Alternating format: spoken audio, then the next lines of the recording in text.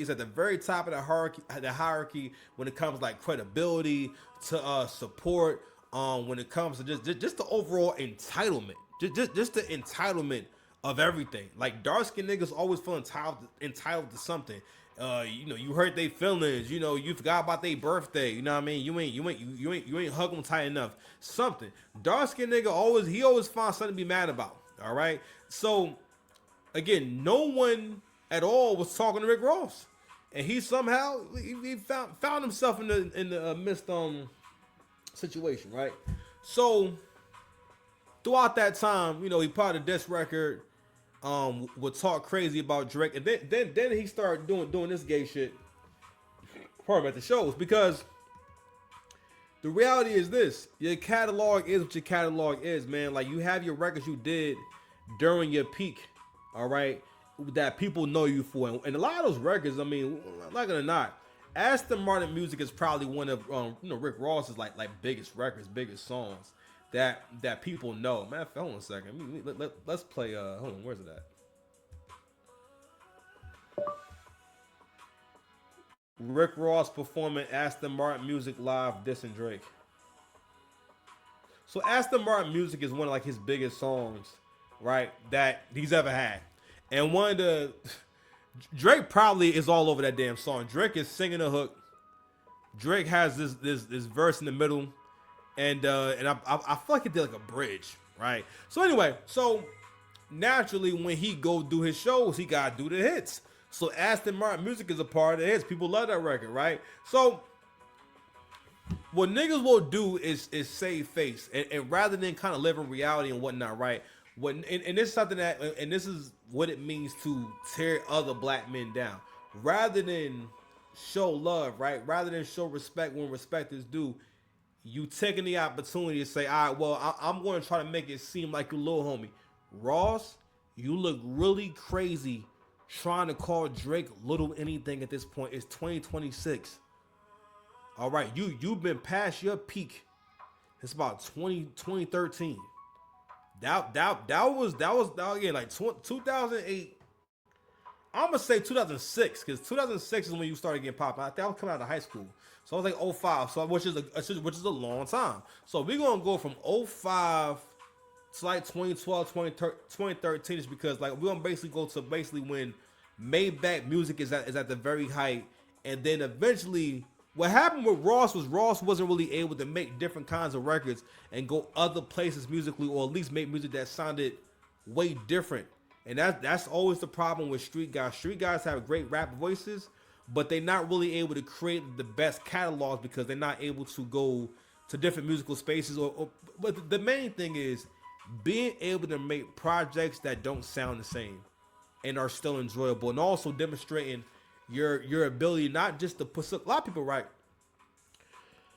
they have a very basic idea of song structure, and song structure in and of itself is what makes a song enjoyable. So for example, I could choose to do 20 bars of just singing in the very beginning of a song where you just start singing, and then after that comes the hook, and then the second verse could be a rap, you know what I'm saying, and then after that it could be a bridge, and then you may not even have to have a hook.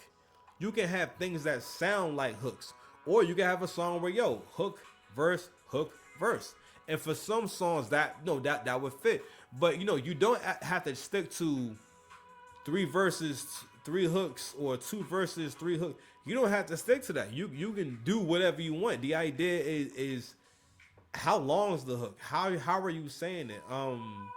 Pause. How long is the hook? Pause.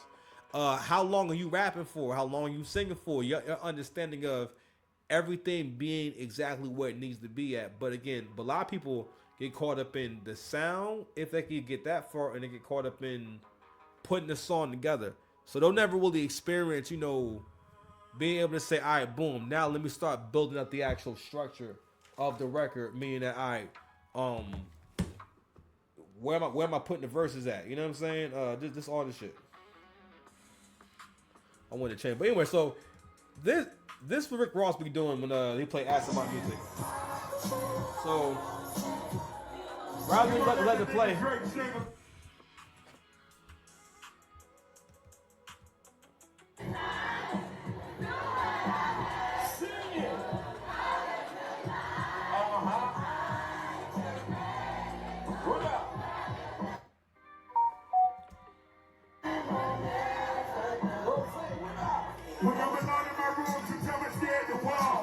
Fam, Drake reacted with crying emojis and shit. Anyway, so